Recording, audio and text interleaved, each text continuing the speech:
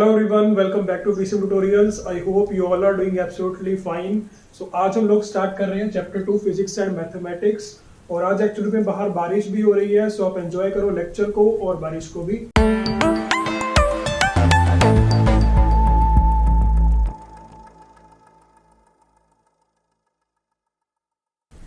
Second chapter में हमारे पास first topic है स्केलर्स एंड वेक्टर्स। अब स्केलर्स और वेक्टर्स की आपने बेसिक डेफिनेशन अपनी छोटी क्लासेस में पढ़ी होंगी, ठीक है, 8th 9th में पढ़ी होंगी।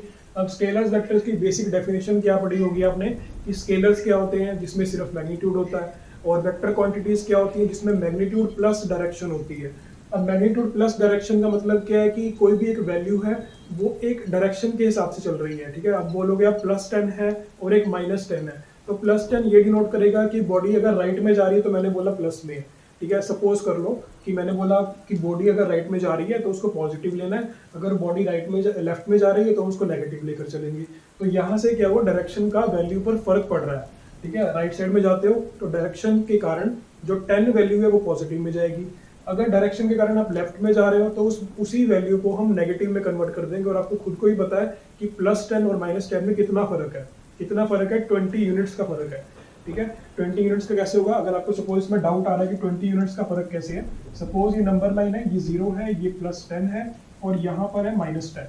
अब कितना गैप हुआ, अगर आप +10 से -10 की तरफ आ रहे हो तो यहाँ से 10 तो पॉइंट ये हो गए और 10 पॉइंट ये हो गए, तो 20 हो गए, ठीक है। तो यहाँ से फर्क पड़ता है कि पॉइंट जो डायरेक्शन है, कोई भी बॉडी है अगर डायरेक्शन के हिसाब से वो चेंज हो रही है तो उसकी वैल्यू पर इतना फर्क पड़ जाता है, ठीक है। तो ऐसी क्वांटिटीज जिनका मैग्नीट्यूड प्लस डायरेक्शन हो उनको हम बोलते हैं वेक्टर्स।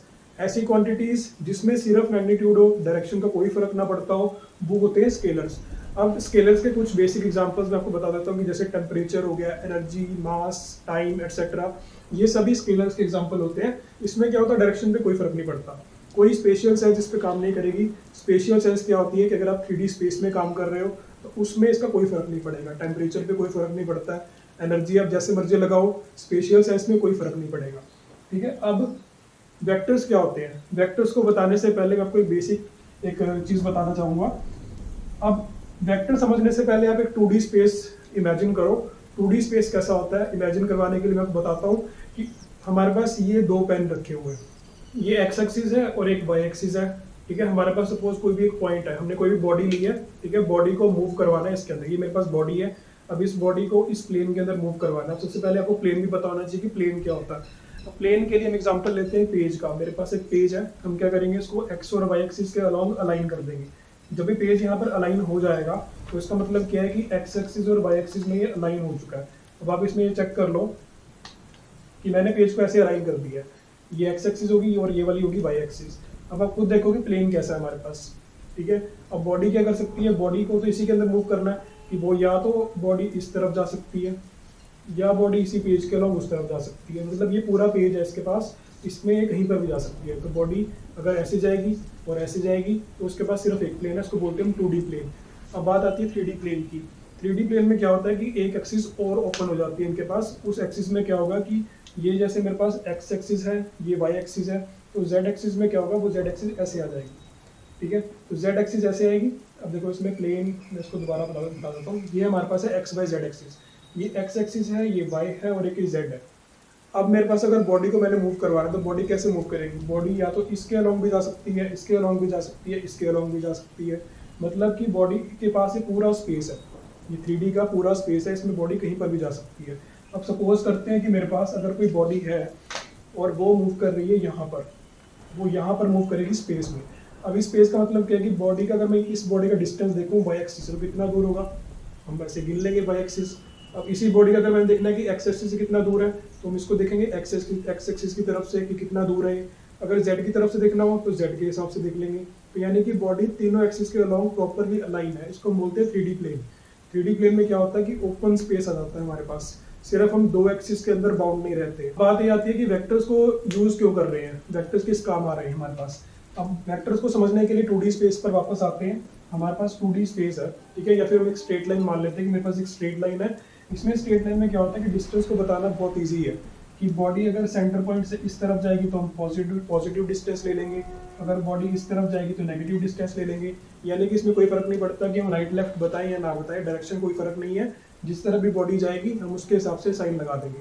इसमें तो चलो वेक्टर्स की जरूरत नहीं पड़ती है हमें, लेकिन वेक्टर्स की जरूरत कहाँ पड़ेगी, 3D स्पेस के अंदर। अब वेक्टर्स होते कैसे हैं, वेक्टर को शो कैसे करते हैं, वेक्टर्स को हम शो करते हैं एक स्ट्रेट लाइन से, और सामने हम एक लगाते हैं एरो हेड, जिसमें हम इस पार्ट को बोलते हैं टेल, ये वाला पार्ट तो होता है टेल, और इसको हम बोलते हैं हेड।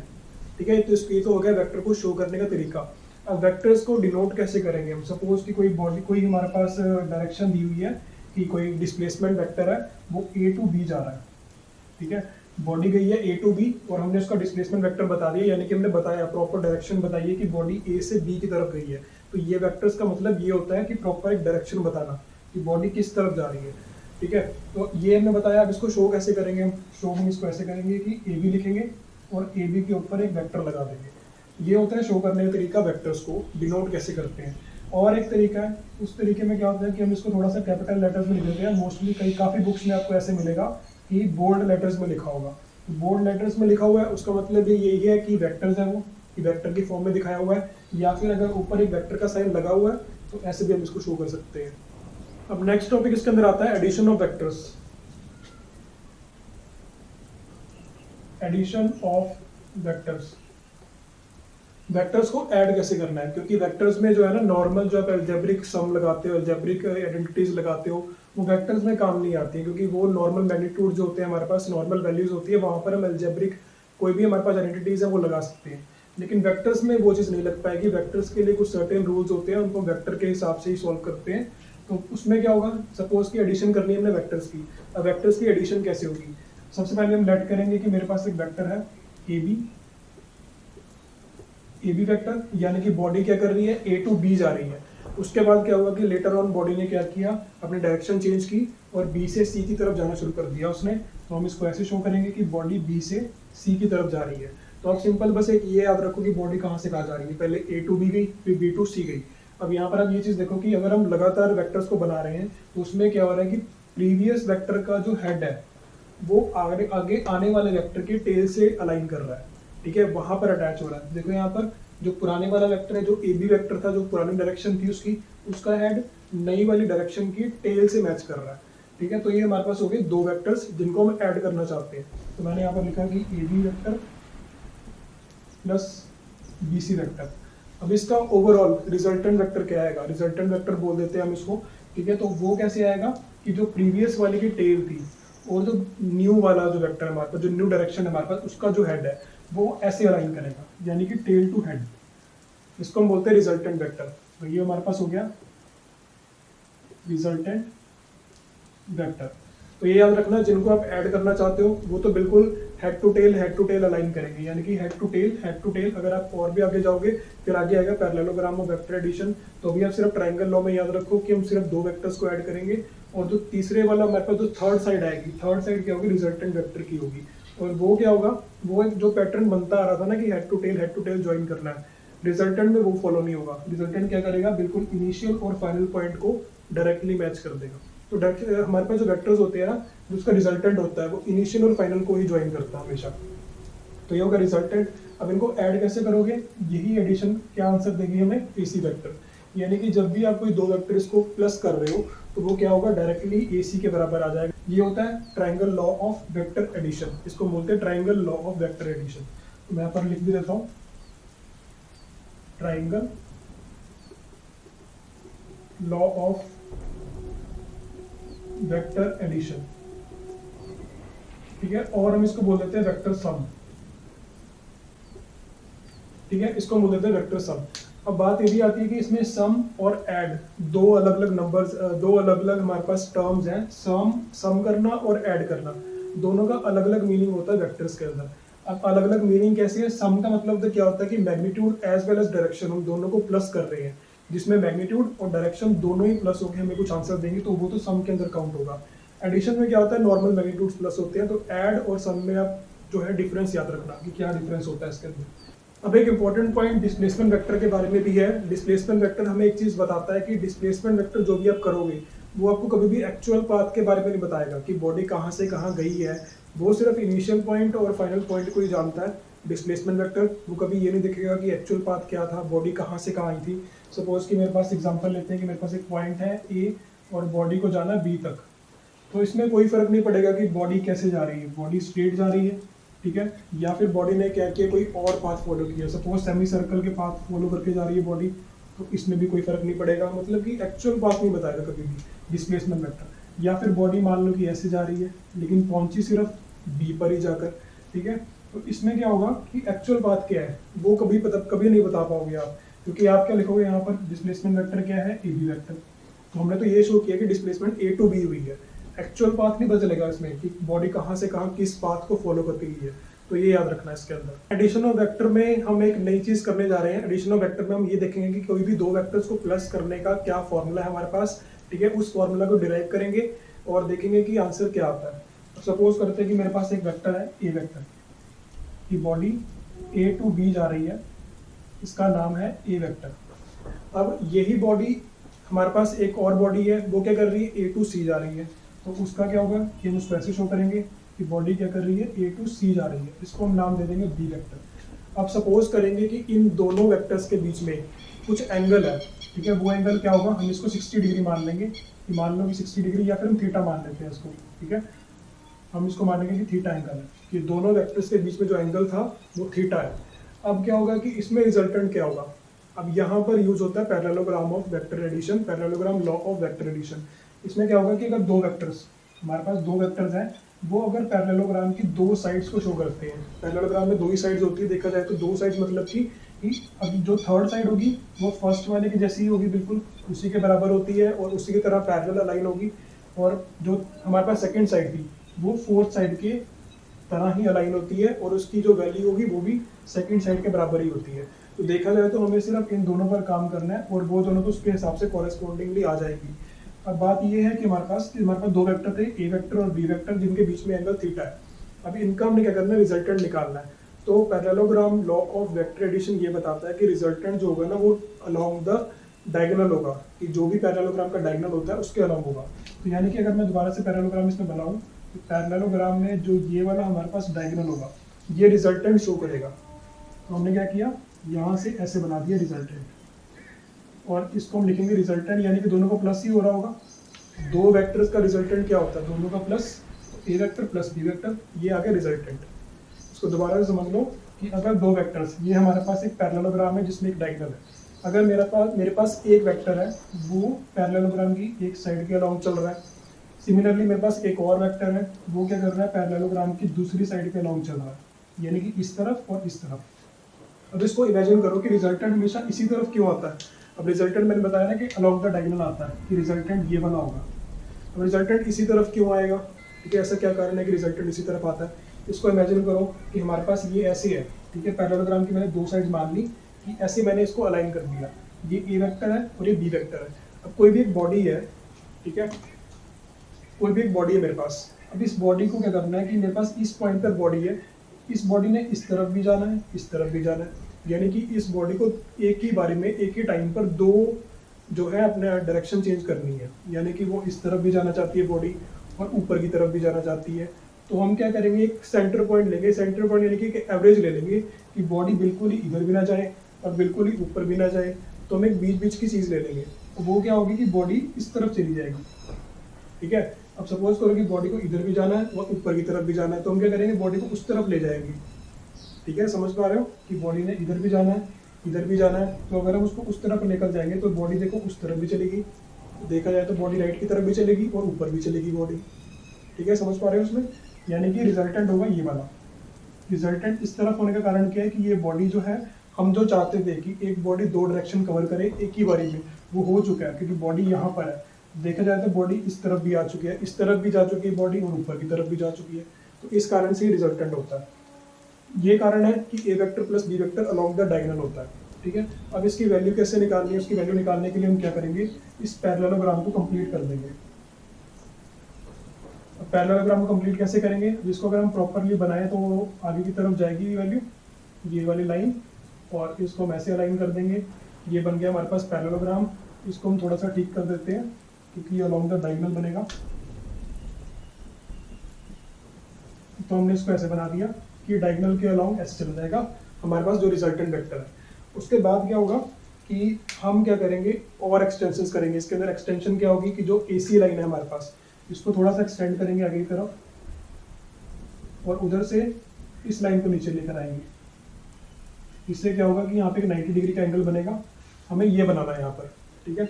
अब एक चीज़ और देखो कि हमें एंगल देखना है कि बॉडी के दो वेक्टर्स के बीच में जो एंगल था वो थीटा था, ठीक है। अब अगर आप इमेजिन कर पाओ तो ये वाला एंगल भी थीटा ही होगा, जो ये वाला एंगल है ये भी थीटा होगा। अब ये थीटा कैसे हो जाएगा, देखो हमारे पास फिर से मैं एग्जांपल लेता हूँ कि ये वेक्टर्स की ऐसी थी, हमारे पास अलाइनमेंट हमने ऐसे रखी हुई है वेक्टर्स की, ये वाला ए वेक्टर है और ये वाला बी वेक्टर है। अब अगर मैं इसी अलाइनमेंट को आगे लेकर जाऊँ तो वहाँ पर भी सेम अलाइनमेंट बन रही है, ठीक है। अगर आप प्रॉपरली कॉपी में अपने पैरेललोग्राम बनाओगे ना और आप चेक करोगे तो उसमें जो ये वाली अलाइनमेंट है वो इसके बराबर ही आएगी, ठीक है।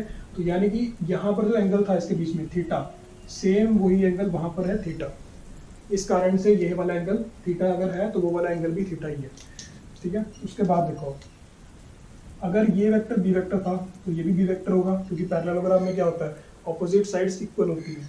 अगर ये वेक्टर ए वेक्टर है तो ये वाला भी ए वेक्टर होगा। समझ आ रही है इसमें। उसके बाद देखो आगे, अब एक चीज याद रखना, हम करेंगे इसमें रेक्टेंगुलर कंपोनेंट्स ऑफ वेक्टर, ठीक है। रेक्टेंगुलर कंपोनेंट्स ऑफ वेक्टर हम वैसे ये टॉपिक बाद में भी करेंगे अच्छे से। अभी सिर्फ आप एक चीज कॉमन सी चीज याद रखो कि अगर आपके पास कोई वेक्टर है वो किसी एंगल पर है, किसी भी एंगल पर जा रहा है, ठीक है, सरफेस से किसी एंगल पे वो जा रहा है वेक्टर, तो अगर उस वेक्टर का जैसे यहाँ पे वैल्यू ए है, इस वेक्टर की जो वैल्यू है वो ए वेक्टर है, ठीक है।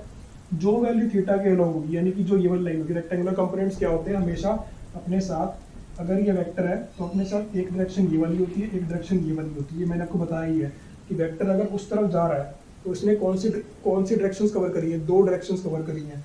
वो वेक्टर जो है इस तरफ भी गया, इस तरफ भी गया, ठीक है। अगर वेक्टर उस तरफ जा रहा है तो यानी कि वेक्टर थोड़ा सा एक्स एक्सिस की तरफ भी गया, थोड़ा सा वाई एक्सिस की तरफ भी गया, वो कंबाइंड वैल्यू मिलाकर गया, ठीक है।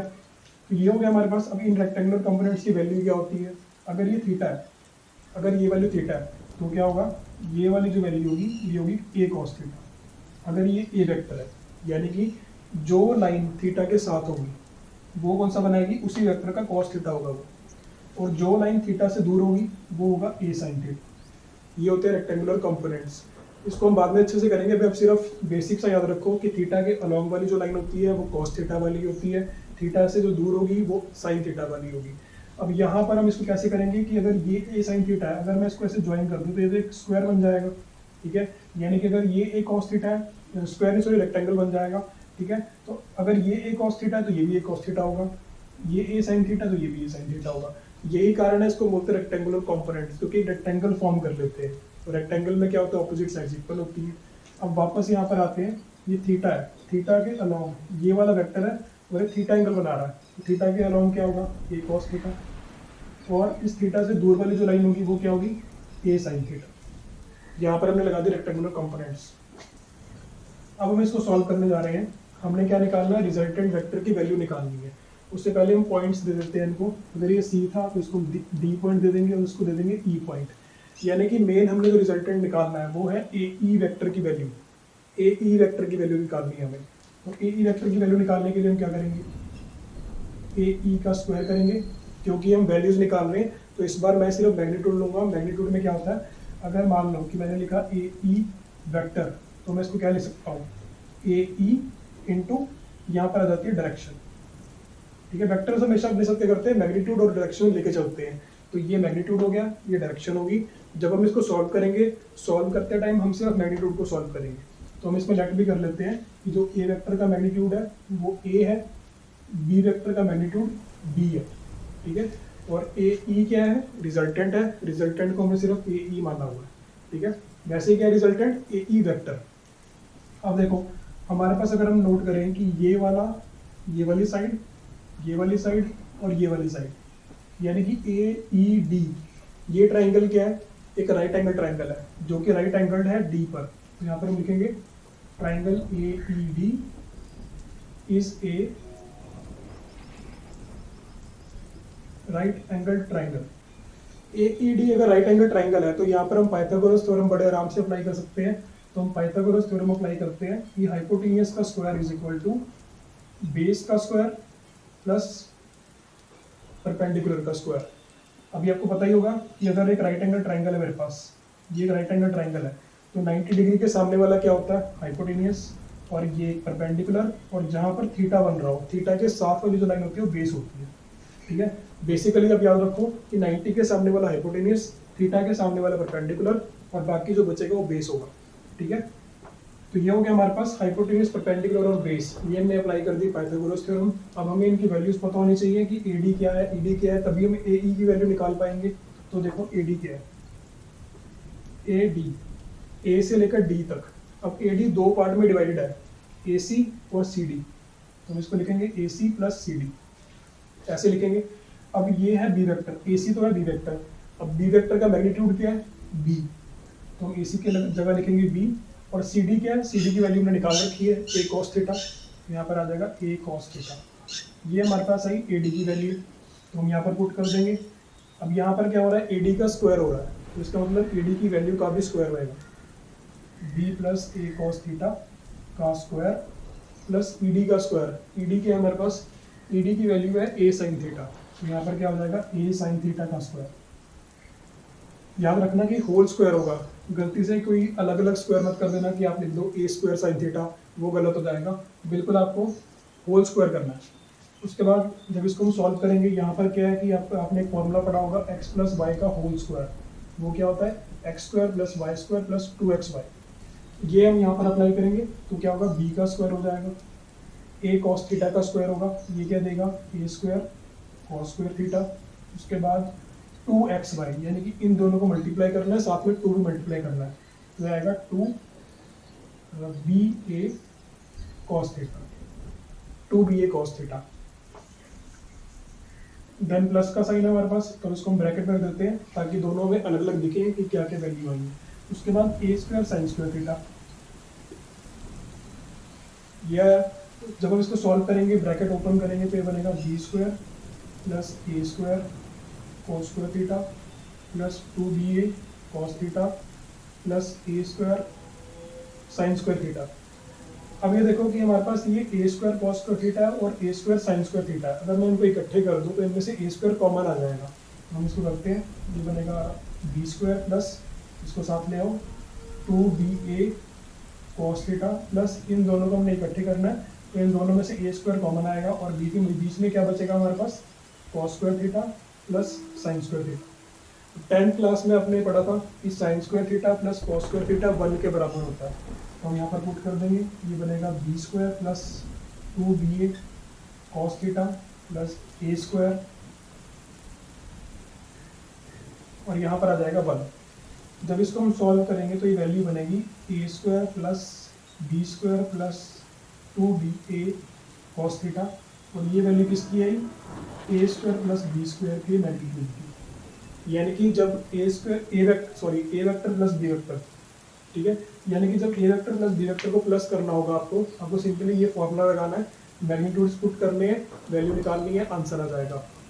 अब बात आती है कि हमारे पास ए वेक्टर प्लस बी वेक्टर का मैग्नीट्यूड आएगा ये, ठीक है, ए वेक्टर प्लस बी वेक्टर का मैग्नीट्यूड आएगा, इसको ध्यान रखना। ठीक है, हम यहाँ पर लगा देते हैं मैग्नीट्यूड के लिए मॉड, ए वेक्टर प्लस बी वेक्टर का मैग्नीट्यूड देगा, तो बात तो ये आती है ना हमारे पास कि हमें रिजल्टेंट वेक्टर निकालना है। ठीक है, रिजल्टेंट वेक्टर निकालना है। वेक्टर क्या होता है, मैग्नीट्यूड इनटू डायरेक्शन। ठीक है, अब आर वेक्टर बताने के लिए हमने मैग्नीट्यूड तो निकाल दिया है, यानी कि आर की वैल्यू तो आ चुकी है। अब बात आती है डायरेक्शन की, कि डायरेक्शन बताओ क्या आ गई इसकी। डायरेक्शन निकालने के लिए हम क्या करेंगे, हम निकालेंगे tan थीटा। हम चेक करेंगे कि रिजल्टेंट वेक्टर जो है वो वेक्टर के साथ दूसरे जो हमारे पास इंडिविजुअल वेक्टर्स थे उनमें से किसी एक के साथ कितना एंगल बना रहा है। सपोज कि हम मान लेंगे कि अल्फा एंगल बनाया, यानी कि हम ये मानेंगे कि जो रिजल्टेंट ये वाला है, ये रिजल्टेंट बी वेक्टर के साथ अल्फा एंगल बनाता है। ये रिजल्टेंट वेक्टर है और ये बी वेक्टर है, हमने ये मान लिया कि रिजल्टेंट वेक्टर बी के साथ अल्फा एंगल बनाएगा। इसको इमेजिन करने के लिए आप ये चेक कर लो कि पहले तो हम ये देख रहे थे कि इन दोनों के अंदर, यानी कि ए वेक्टर और बी वेक्टर, इन दोनों के अंदर थीटा एंगल था। अब रिजल्टेंट तो ये है, ठीक है, तो रिजल्टेंट और देखो रिजल्टेंट और बी वेक्टर में एंगल कम हो गया ना, तो यानी कि एंगल चेंज हो गया। तो हमें ये अल्फा एंगल निकालना है कि कितना एंगल है, क्योंकि यही डायरेक्शन है इसकी। डायरेक्शन में क्या होगा, हम डायरेक्शन में क्या बताएंगे, हम सिर्फ यही बता सकते हैं ना कि जो रिजल्टेंट वेक्टर है वो बी वेक्टर से इतने एंगल पर जा रहा है, वही डायरेक्शन होती है इसकी। तो ये हमें निकालना है अल्फा।